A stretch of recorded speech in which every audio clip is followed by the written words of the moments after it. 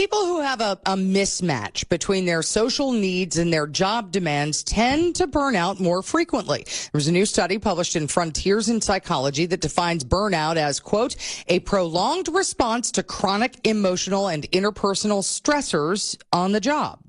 Well, joining us on the Kogo News Live line is business coach and employee morale expert Michael Newman. And Michael, first of all, how can you keep from burning out, or how do you get over your burnout? Well, there's several different tips and things that we teach, but the number one thing is to set the boundaries. We were just coaching this young lady that had just graduated college. I mean, this is only 2 months ago, and she got out of school. She even got the job that her personality fit, what she went to school for, and it was an 8 to 5 job, salaried position.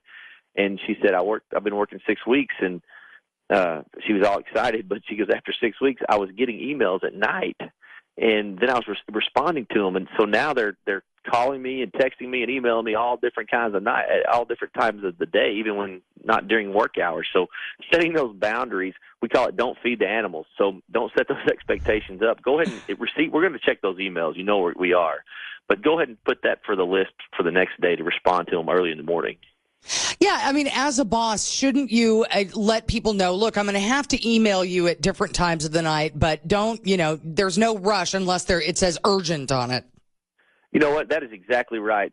They should set the culture. Shame on them if they don't, because you'll be surprised sometimes. They won't say nothing. They won't say anything about it. It's not that they'll do it or not do it, but they won't say anything, and they'll just kind of see how that works. But us as employees can get ahead of it and just be disciplined and not respond. So what are the signs that you're just getting burnout? You know what? I've done a lot of interviews this morning. It's the first time I've gotten that, and that's a really good question. When you catch that's something we need to understand that. We don't realize we're getting burnt out.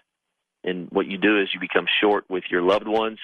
So you start really getting you start losing sleep. We get drugged down in the day-to-day mundane things, and we become a wandering generality. So if you see yourself becoming irritable and really snapping or going off on somebody for no reason, that's probably, you might want to take a step back and assess your balance of life.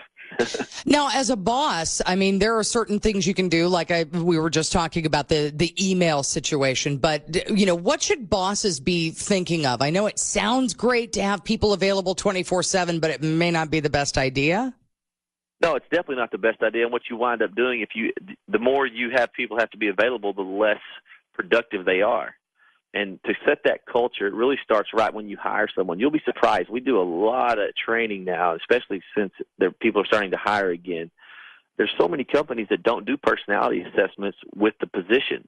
It's really simple. If you hire someone that has the personality for the job, you're more likely going to have a more engaged and a more fulfilled and a happier employer. If you're a very outgoing person and I hire you to tape up boxes in the back room by yourself all day, you're not going to be very happy.